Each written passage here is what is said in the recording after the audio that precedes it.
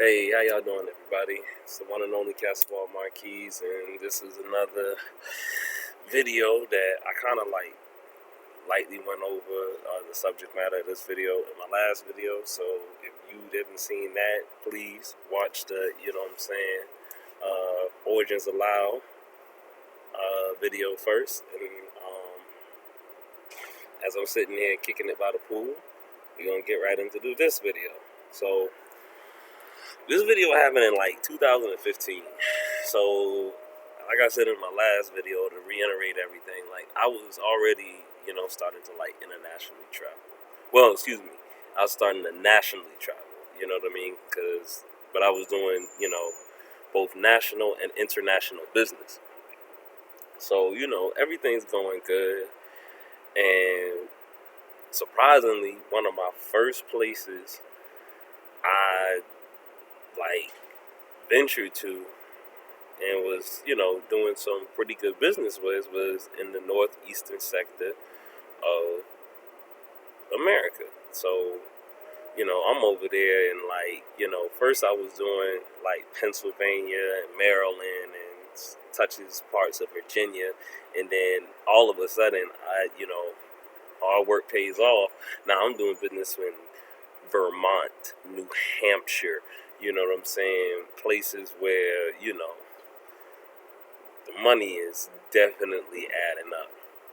And in the process of that, you know what I mean, as I'm building my name and everything, I meet a very, oh my gosh, very a beautiful, attractive, smart, and intelligent woman by the name of Amanda.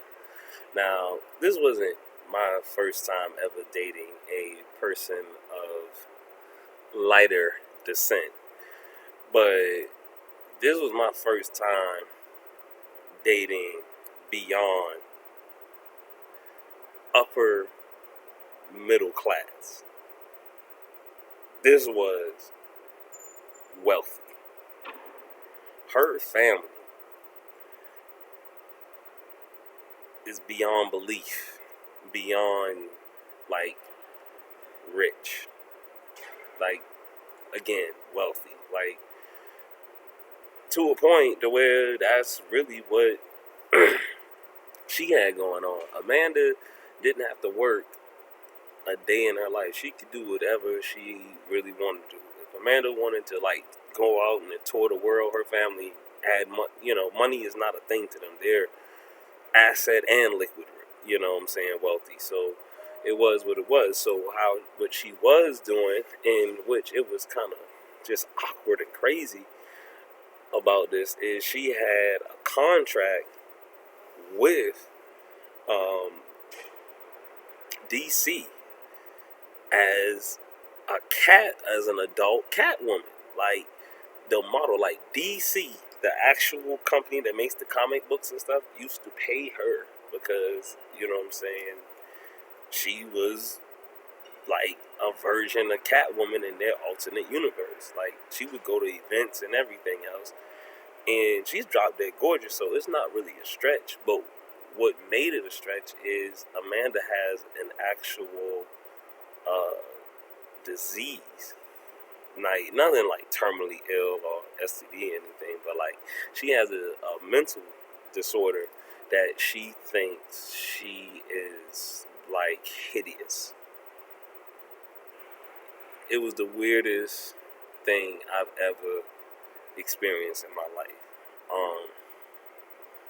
And I felt bad for her. You know what I mean? Not like pity, but like, empathy. Bad for her because like she really was drop dead gorgeous, but she really believed, even though her part-time job is to be beautiful, she really thought she was the ugliest thing on this planet, to a point that some days she would just be super depressed and not even get out of bed. It was just horrible. And I tried to stick it out and rough it out as long as I could, but yeah, it just wasn't working. But in the beginning, it was great. Like, with me, always constantly traveling, and I'm someplace new every single day, every single night, every single week. because I'm, handling these contracts and these clients and stuff like that. She was a home. It was fitting that, she was a homebody. I like just being home. Like, I go somewhere every day. Like, people have to understand when you travel, like how I do every single day, you don't want to, you know what I'm saying? Like, you don't want to be, you don't really want to go out nowhere when you have time. I'm telling you this right now. I'm so serious. Like, like Netflix and chill is like the best, most romantic thing you ever want to do. Especially when you're already naturally a homebody. Understand, at this time I had already owned a club. I had already, been going to clubs since the age of 14. I'm in my 20s. I'm like, yo, everything that everybody is doing now, I've been doing. So we bridged and bonded on that. And with her being from the DC universe, hey, I grew up on the DC universe, so we had a lot of common interests. Now, what we didn't have common interests at was, you know, not that money matters, but they were so wealthy. See, rich people, it's about you have to be within a certain social class. But when you that wealthy that it don't even matter, like her mother was looking at me when she first met me, like, if my daughter want to be with you, you don't have to work. I'm like, excuse me? And she was like, no, I'm serious. If my daughter wants to be with you, you don't have to work. Your job could just be to just keep my daughter happy. Have kids, have babies, I'm like, huh? Yeah, my daughter, she's not going to take over this empire. You seem very smart, intelligent, capable enough. You got my approval. And I'm like, wow. Like, how does this even, you know, and I know for some, low down boys, this is like a wet dream. I mean, an absolute, positively wet dream to just, live off of some female or anything else. But me, I'm sorry, I'm a man. You know what I'm saying? Before anything, so I just wasn't about that, and it wasn't about the fact that she very well could take care of me and everything else. It's just the fact that a man is supposed to be a provider. So, it was not a pride thing. It's just I'm not comfortable, you know, living off anybody. I can, even though I never had help growing up, well, very minimum help, excuse me. Let me rephrase that. I had very minimal help growing up. I'm not about to, what I'm saying, just live off of you and just be a bum. Like, I'm sorry, you know what I mean? Like, when I coming up, people that was like that, we used to check them and be like, "Where's your acorns at? Like what's up with you, dude? You know what I mean?" Like, I've seen people actually get into physical confrontations because they living off of women like that. So, in today's era, I guess that's what's hot in the street or whatever. But I'm so passe out of the what society and social world do that I just still to this day, years later, I still could never do that. But Amanda was a very sweet girl, but her mental condition, it wasn't even about the money for me. It was the mental condition. Like, I hung in there as much as I could, but I'm a person that I am very compassionate.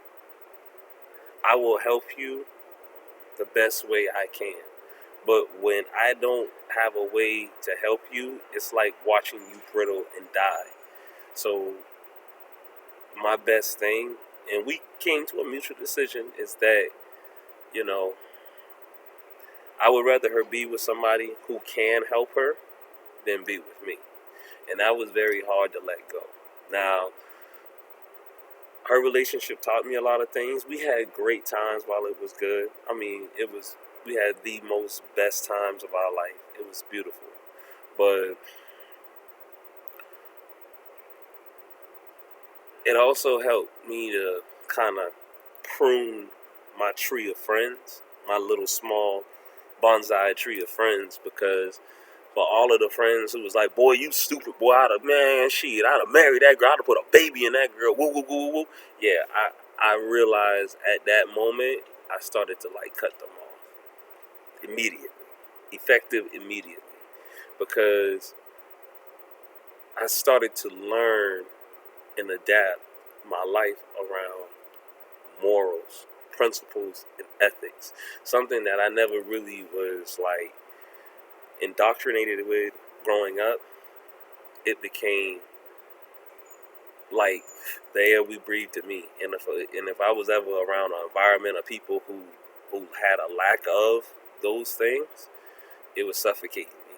And I felt like it was suffocating my growth. So I had to leave. They had to leave. And that's the basis of our relationship. So, Amanda, wherever you are, baby, hey, thank you. But moral of the story is, it's okay to let people go if it's mutually understood. One day I'm going to tell y'all about my third ex-fiance, and I know y'all probably thinking like, dang, bro, how many ex-fiancés you got? Like, you might want to just give up this whole marriage thing, but listen, I'm still in the fight, y'all. But it'll show you it's okay if it's mutual. It's never okay to leave a person high and dry. But I did learn so much for Amanda. So if you ever watch this, thank you. Thank you for teaching me something.